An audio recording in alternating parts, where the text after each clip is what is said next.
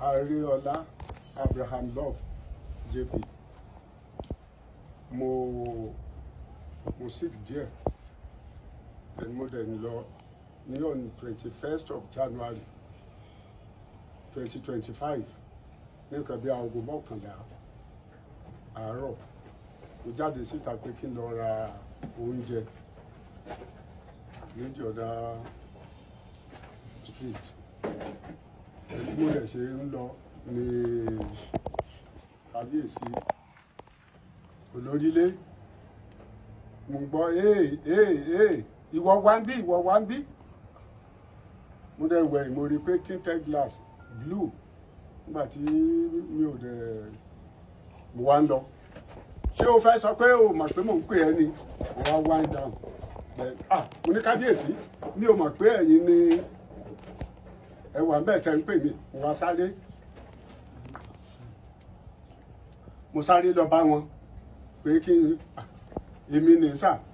the first thing tí máa kọ́kọ́ rí ni pé wọ́n kàn wọ́n gbá etí mi then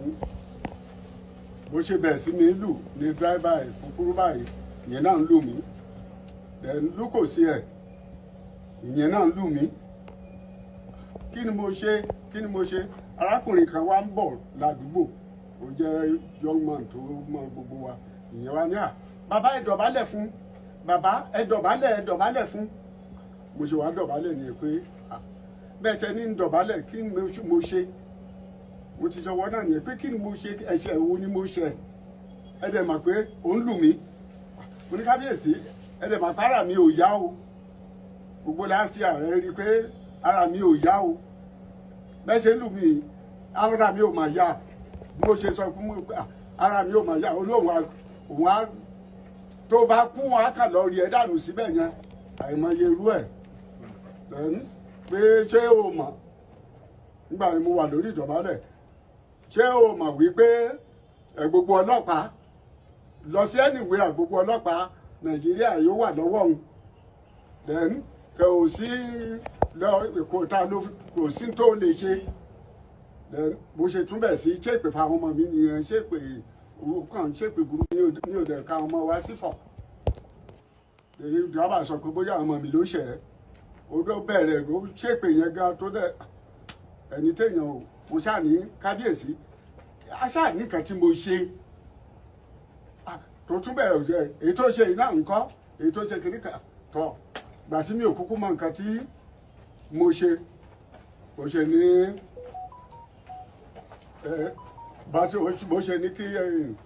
lúkòsí ẹ̀kọ́ ó yà mí nìyẹn níwájú dúró wá fídíò mi nígbà tí mo dọ̀bálẹ̀ báyìí àti bí mo ṣe kúnlẹ̀ wá fídíò mi then nítorí ẹgbẹ́ Olórílé ló ń dúró lẹ́gbẹ̀ẹ́ mọ́tò then ló ní kó fídíò mi ó yá fídíò ẹ̀ fún mi then ó wá fídíò mi ìdí nìyẹn tẹ́ ẹ̀ ṣe ìtàn anybody ò lè rí ojú èmi ní èmi ó fẹ́ fi mi ṣe ẹ̀yẹ bó ṣe máa ń fi àwọn èèyàn ṣe ẹ̀yẹ ni ò kì í ṣe àríkàfẹ́ àwa tó bá gbé dé òtẹ́ẹ̀lì ẹ̀ àwa ní kàn máa ń ka ṣẹ́ẹ̀rì ẹ̀rì ó ń dọ̀bálẹ̀ bẹ̀bẹ̀ bẹ̀rẹ̀ mo fi yà jẹ́ díẹ̀ o ṣẹ́ẹ̀rì ó ń dọ̀bálẹ̀ bẹ̀bẹ̀ ó tún máa ń ṣe ni mi ò dẹ̀ ìgbà tó dẹ̀ bẹ̀rẹ̀ tó bẹ̀rẹ̀ tí èpè yẹn pọ̀ jù tó ni mo ṣe ní mo pariwo síta ẹjọ́ tó yọ rírí Olórílé akàdẹ̀gbà ẹ̀mí ni àwọn máa sọnù bó ṣe sọ yẹn bó ṣe máa ń sọ ẹ̀mí nù ni ó máa sọnù o ẹni tó bá lè ràn mí lọ́wọ́ kó ràn mí lọ́wọ́ o tèmi kan ní number 1 or number 50 or number 100 ohun tí mo mọ̀ nìyẹn sá. Okay.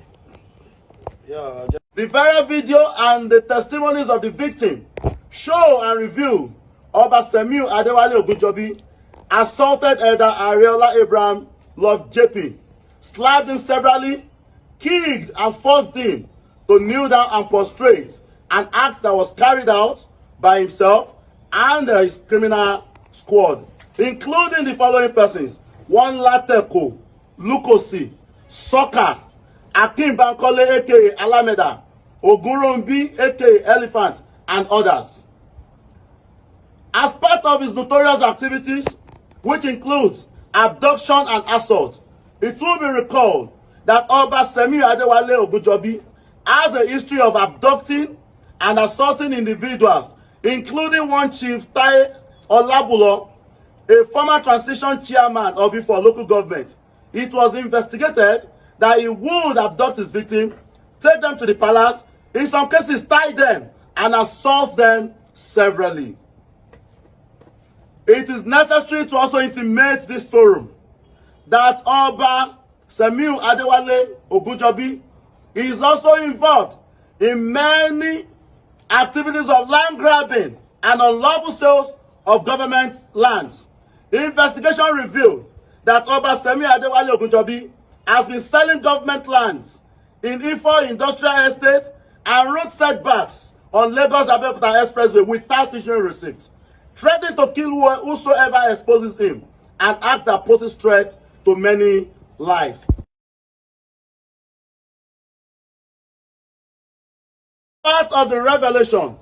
Oba Semiu Adewale Ogunjobi has equally been involving himself in extortion and unlawful installation of chiefs beyond his jurisdiction. Oba Semiu Adewale Ogunjobi has been extorting people and installing them as baales and chiefs outside his jurisdiction, a conduct that threatens peaceful coexistence among the people and the effort of the state government and other critical stakeholders towards sustainable peace. Misuse of influence as a former policeman.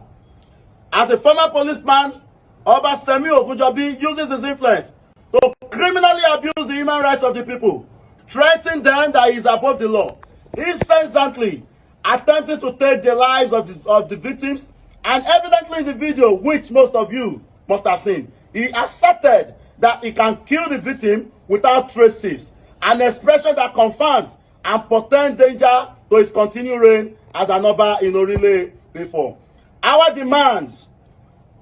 we are demanding that the security agencies, as a matter of fact,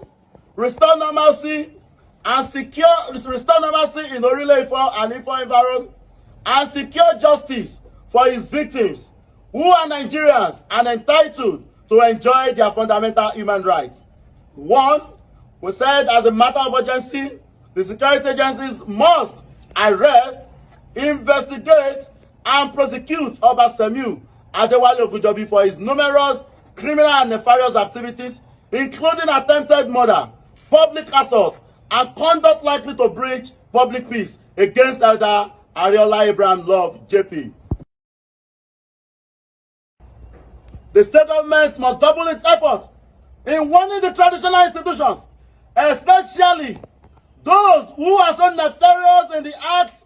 of selling and encroaching on people's properties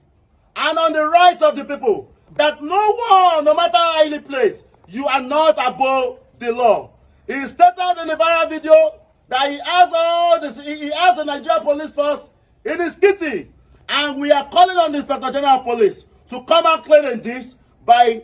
conducting thorough investigation into this huge allegation in the sense that it is a very big challenge on the integrity of police and the snares of bad behavior that a former Nigerian police force officer has come out to say this. One can only wonder what number of atrocities he has committed during his stay as a police officer in the country. On this note, we want to say a very big thank you to the gentlemen of the press that have come here today, and we can assure you all we will follow this matter to the letter until justice is served. Thank you. And before you also go, we have here with us, we have Elder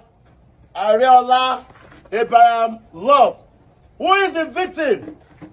who was mercilessly humiliated and dehumanized by the criminal Oba, by the terrorist Oba, who has been tormenting Nigerians in Ife and its environment. So we are saying this, and we call on the public as well. All victims of these Obas, it is high time you come out and expose his atrocities. We are chronicling all his criminal atrocities, and we will follow it to the letter as promised. No one is above the law, no matter where you are.